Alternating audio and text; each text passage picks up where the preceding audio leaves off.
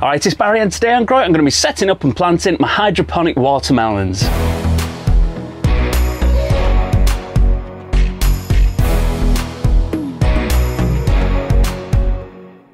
So this year I'll be taking part in the Transatlantic Melon Challenge, and for this one I decided that I was going to try growing hydroponic melons rather than growing them in the soil, just for a bit of a change and to see how they get on. So a couple of weeks ago I did do a video where I was sowing the melons and I sowed them in some rockwool plugs. I've got those here actually. This is one of the smaller ones actually. They've only had 3 germinate, which isn't great, but it's probably just because they're in the greenhouse. It's not the perfect conditions, but they are doing quite well. And this one is I can't remember what this one is. This was an extra one that I did just as a bit of a test with one of the other varieties, and I can't remember which one it is now. But I do have 2 watermelons, which is the main thing because they're the ones that I do want to grow. So this one is getting quite long now. It's I was trying to decide whether it was just leggy or whether it was just because it's a vine and it was just growing long anyway. But I mean, it looks fine, it's perfectly healthy. It's just in the rockwool plugs and the roots are starting to come out of the end there now. I've got a bit of algae in there, and that's just because I've not been able to treat them with hydrogen peroxide while they're just in the small growing thing, because it'd just be too strong and they wouldn't grow properly. So rather than put it in there and risk spoiling them, I've just let the algae grow, because as soon as they go into the big system today, that algae is going to lose all its access to light and everything, and it's also going to be dosed with hydrogen peroxide, so it's going to be gone pretty sharpish anyway. So that is all perfectly fine. I am going to plant that bigger one today. I'm going to put that into the big tub that I'm going to make up, and then I'm also going to do the other ones as well, just so that I've got a bit of a backup. I do have another smaller watermelon, which is yeah, that's pretty much the same as the other one as well. I think it was a honeydew, maybe the other one, now thinking back. I can't remember anyway, that doesn't matter. So I've got the 2 watermelons that I'm going to plant up today. I've got the tub and everything. I've got loads of spray paint, all the nutrients and everything. So I'm going to set that all up in this video and show you how to do it all. But if you are interested in growing hydroponic veg and fruit and things, I did do a video setting up this little mini system where I go a bit more into detail with all the nutrients and all the different bits and bobs that go into it. So I'll leave a link for that video in the description as well, in case you want to check that out. So all that we need to do now, get all these tubs outside. I've got a really big tub for this watermelon. I'm just going to start it off in the big one so that it doesn't need transplanting and moving around again once it is growing. Like I say, I've got some spray paints there, so I've got a primer for the plastic, and then I've got some matte black. I'm going to do a few coats of that, and then I've got some gloss white as well, and that is just to sort of exclude as much light as possible, really. So we've got the black to try and block as much of that light coming in, and then we've got some of the white as well to try and reflect the light and reduce the temperature as well, so it's not getting really hot in there, making all the sort of nutrient mix get too hot and all the roots get hot and everything. We don't want all of that. So hopefully that'll make a nice environment in there to keep the roots nice and cool with all the nutrient mix and everything. And then yeah, let's get cracking. I think that's everything for the setup. So let's get cracking, get that tub spray painted, and then we'll take it from there. So here we go, just got a standard 22 litre see-through storage tub. I think that's 6 gallons in Imperial maybe, but yeah, it's got a matching lid, and all I'm going to do is go over this with the primer. So I've got just a normal grey primer. I'm going to do that first, maybe 2 coats of that. I've got some matte black that I'm going to go over it a couple of times with, and then I've got some gloss white as well, and hopefully that should be enough layers to sort of keep as much light out as possible and also reflect a bit as well.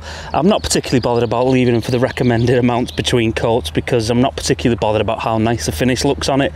It's literally just for the utility of it rather than the actual look. So yeah, I'm going to crack on with that now. I'll time lapse it a bit, because obviously it's going to be pretty boring watching me spray paint a plastic box. So yeah, I'll get on with that now.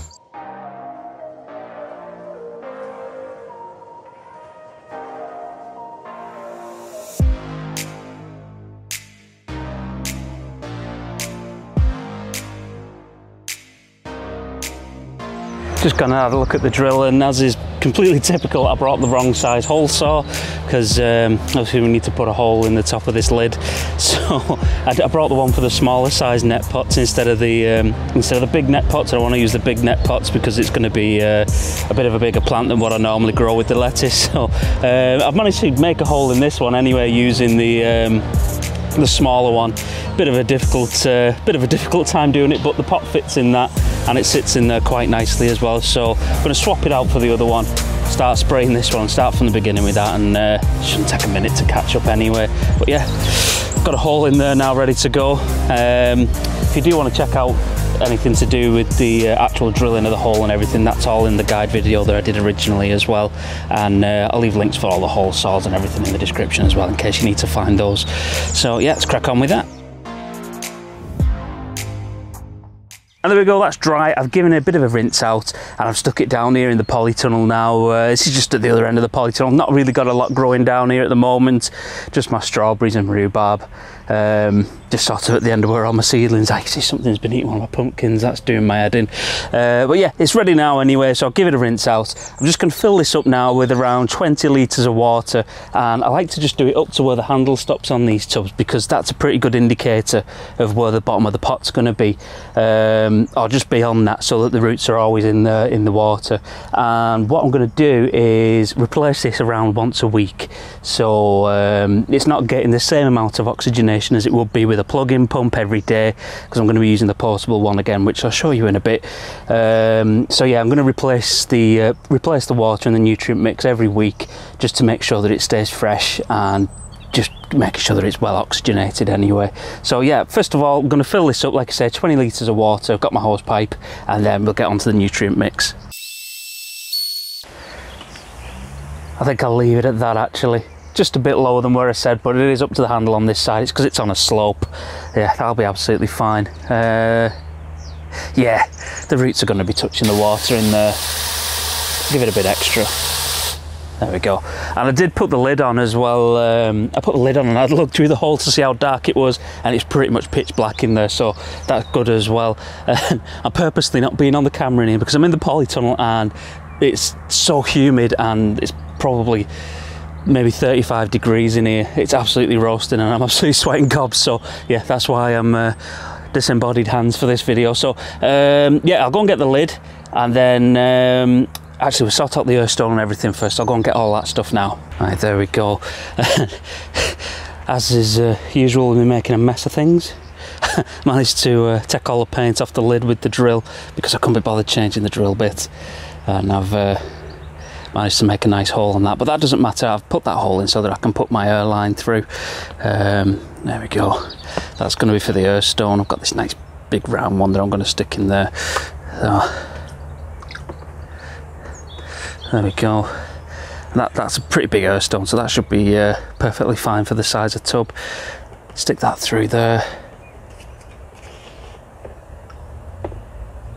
There we are.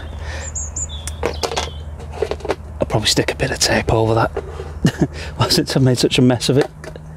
There we go, that's ready to go. So I've just got to attach that up to the pump now, put the nutrient mix in first, and then that'll be ready to go. Actually, yeah, take the lid off. It'll be a bit easier to get it in without the lid on. Stick that there. Probably scratch more of the paint off in the process. Right, I'll just get the nutrients. Right, and here we go. Here's the nutrients. Vitalink Hydromax, same as the other video I did. I ordered this one and Amazon kindly battered it for me, so I've got 20 litres in there. I'm going to do this 3-to-1 for now while it's a smaller seedling. So we're going to have 60 mils of A, 60 mils of B, and that'll make up the nutrient mix in the tank. And then when it gets a bit bigger, I'll increase that to 4, so it'll be 80 and 80. But yeah, for now, 60 mils of each. Do that now. That's almost to the top of my measuring cup. 60.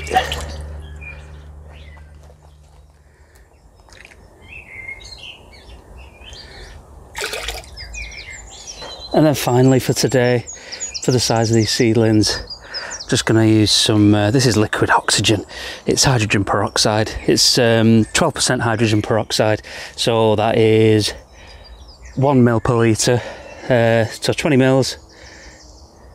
Should be wearing gloves, but I'm going to be very careful. There we go, 20 mils of that.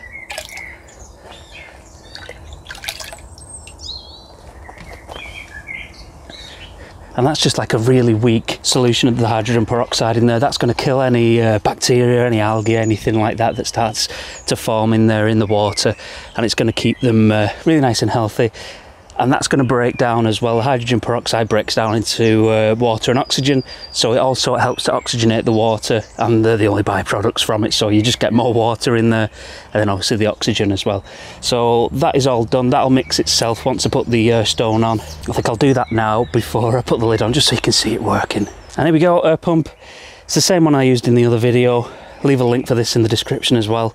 It's a USB rechargeable, so it's a bit like a power bank, but it blows air, I suppose. And it has 2 outputs on there, so you could use 2 tanks, but it's not that strong. So I like to sort of combine both outputs into the one, into the sort of the one pipe. What's going on here?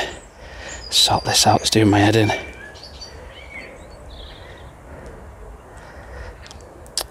Oh, that'll do.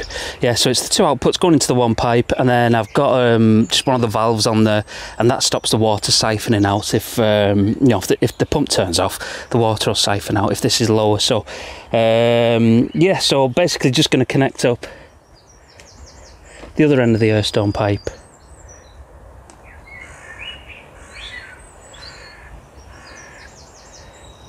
There we go. Turn that on. And we're away.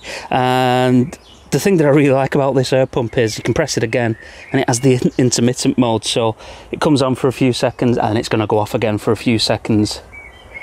Any second now. There we go, that's gone off again. So that'll stay off now for a couple of seconds and then it'll come on again, and essentially that's just doubling the length of life that you get out of this battery. So I can charge this up at home, bring it over, and it'll last like 3 days and nights on this mode, like 3 full days before it needs recharging again. So yeah, I mean, that's perfectly fine. But like I say, even without one of these, I could just replace this water more often, like maybe every 2 days, and that'll like sort of keep on top of anything going funny in there and stop it from deoxygenating and becoming stagnant. But in the meantime, that's going to be absolutely fine. And you could also treat it with more hydrogen peroxide as well, doing daily doses of that as well. It'll keep that oxygen up in the water. But yeah, I prefer using the pump. It's a bit nicer and it does a bit of a better job. So that's ready now for the lid to go on top of, and that is all good. That's going to mix up all that solution in there as well. So yeah, that's going to keep those roots nice and oxygenated.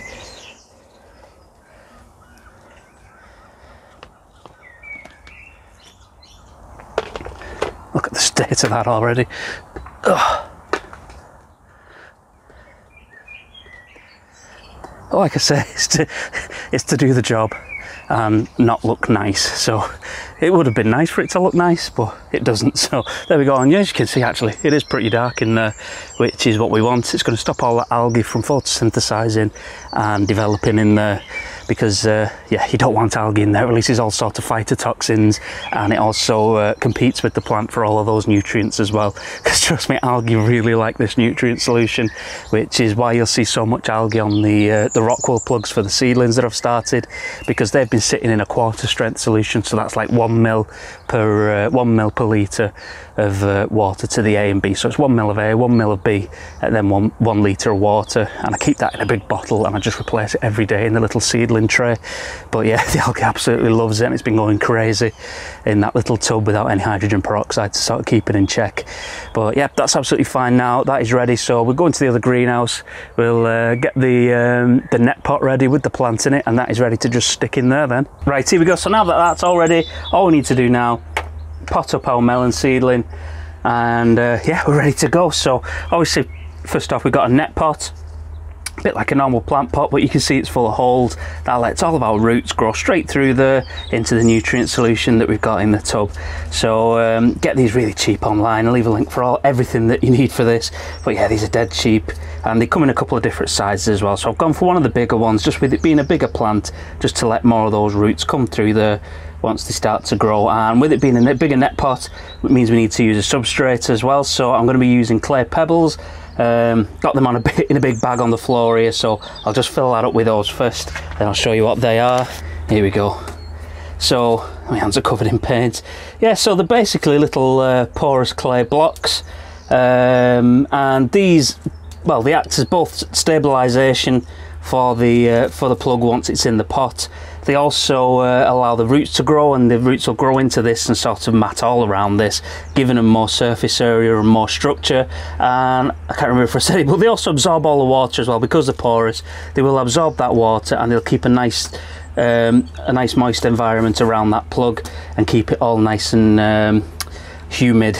So basically I'm just going to put a thin layer of those down at the bottom there for now. I'm going to get the melon plug. There we go. So here's our seedling, and as you can see, the roots are growing quite nicely at the bottom. Like I said, there's a bit of algae, but that's going to be dealt with fairly sharpish once it goes into the system. There we go. And literally just filling that right up to the top, as you would with your normal soil, in a normal situation anyway. Fill that right up. Give it a tap to fill in all those gaps, and then sort of level that off. There we go, and that'll just provide that little bit of stability for the plant, give it a nice surface to grow on. There we go. And of course this white lid is going to reflect some light as well, which is really nice because it's going to help get as much light contact with this seedling as possible. Give it loads of light, let it photosynthesize absolutely loads, because obviously it's going to be getting tons and tons of nutrients from it. It's going to be getting everything it needs from that solution. It's not going to be dehydrated. It's going to have exactly as much water as it needs, all the oxygen it needs. It's got everything. So making sure that we also maximize the amount of light that's getting to it is going to make sure that this grows absolutely amazingly. So all that's left now is to plop that down in there, press the pot down. I'm not pressing the seedling, that'd be pretty good to absolutely smush it after doing so well growing. There we go, make sure that's firmly stuck in there. Yeah, you know what, on second thoughts, I'm going to leave the foil. It's fine for, you know, growing in a grow tent at home, but I think in here, once the sun starts hitting this, it's going to heat it up, and that's just going to cook the stem on the seedling. So yeah, I'm going to leave the foil. Maybe I'll do it later on once it's a bit more established, a bit stronger. I might put some foil on, but for now that should be absolutely fine. I'm actually going to pour a bit of water on there just to get them hydrated as quickly as possible, make sure the root doesn't dry out while it's waiting for those stones to absorb all of that water. But yeah, up to now, just have a quick look underneath. Yeah, the bottom of those roots are in the water, which is what we want. Absolutely brilliant. That's everything. Well, there we go, that's finished, and hopefully that plant is going to do really well in the polytunnel. It's really warm, really humid in there, which is absolutely perfect for growing watermelons, and I'm really excited to see how that plant grows compared to the ones that I'm going to be growing in the soil. They're not quite ready yet, they're growing in the pots, but I think they should be possibly ready to go in there this week. I'm going to dig out a new bed in the polytunnel and get those planted directly into the soil, and it'd be really interesting to see how they compare to the ones in the soil, between the soil and the hydroponics, because the hydroponic ones have got that access to water all the time, which is one of the big limiting factors when you, especially growing fruit, but growing plants in particular. Water is always one of the things that really holds them back if they don't have a supply of it all the time. So yeah, it'd be really interesting to see that plant has got all the water it needs, to see if it grows any bigger than the other ones, and especially to see whether those fruit grow any bigger. Don't forget to subscribe to my channel to keep up to date with this experiment and all of the other ones that I've got going on as well, all the tomato ones and the onion scraps and all those different bits, and all of my other tours and everything that I do around my allotment every month. So yeah, keep up to date with everything that I've got going on here. Let me know in the comments what you're up to, especially if you're going to be growing some melons this year, and if you're taking part in the Transatlantic Melon Challenge, which I'm doing this for. Yeah, let me know in the comments, because it'd be really cool to see how you're getting on as well, and I'll see you next time.